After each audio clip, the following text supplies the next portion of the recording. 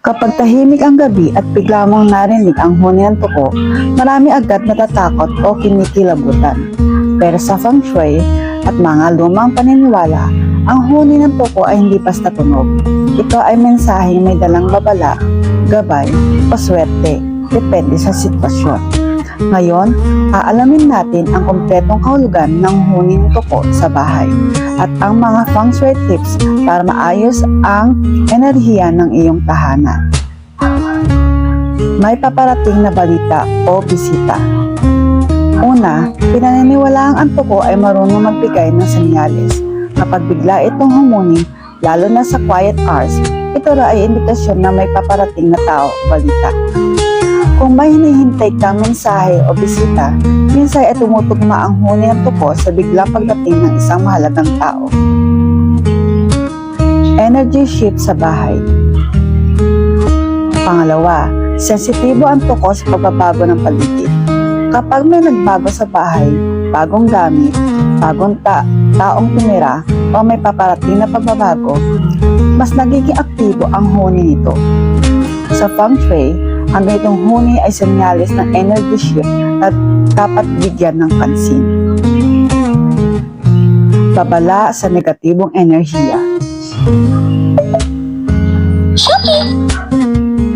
Pangatlo, kapag paulit-ulit malakas at sunod-sunod ang huni ng tuko, lalo na sa madidilim at luma ng parte ng bahay, ito ay binabasa bilang babala na may stagnant chi o mabigat ang enerhiya sa lugar na iyon. Pinaniniwalaang kaya humuhuni ang tuko dahil may nararamdaman itong hindi balanse o hindi magandang vibration.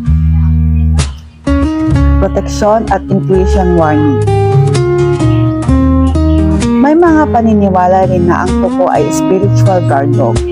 Kapag may paparating na taong may masamang intentions, inggit, chismis o masamang balita, minsan ay bigla itong iingay na parang nagsasabing mag-ingat ka. Sa feng shui, ito ay tinatawag na intuition signal. Huni base sa dami. At syempre, kilala rin ang tuko sa bilang ng huni nito. Ito ang mga pinaniniwalaang kahulugan. Isang huni, may papasok na impormasyon.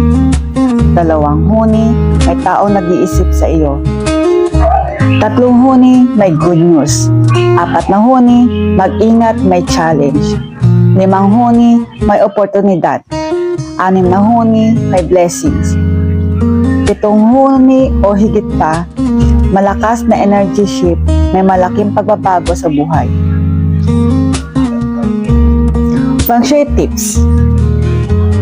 Kung ayaw mo ng sunod-sunod na huni at gusto mong ayusin ang enerhiya ng bahay, narito ang mga Feng Shui tips. Linisin ang madidilim at magulong sulok. Dito madalas tumatambay ang tuko. Magbukas na bintana at pinto para lumabas ang stagnant energy. Maglagay ng rock salt sa corners para sumipsip ng negative chi. Mag-burn ng incense o palo santo para sa spiritual cleansing. Ayusin ang ilaw. Ang dilim sa isang area ay nag-attract ng low energy at unwanted creatures. Sa huli, ang huni ng tuko ay maaaring natural lamang. Pero sa feng shui at tradisyon, ito ay palaging may mensahe. Pakinggan, obserbahan at ayusin ang enerhiya sa bahay. Dahil kapag maaliwalas ang chi, mas malaya ring makapasok ang swerte, proteksyon at kasaganahan.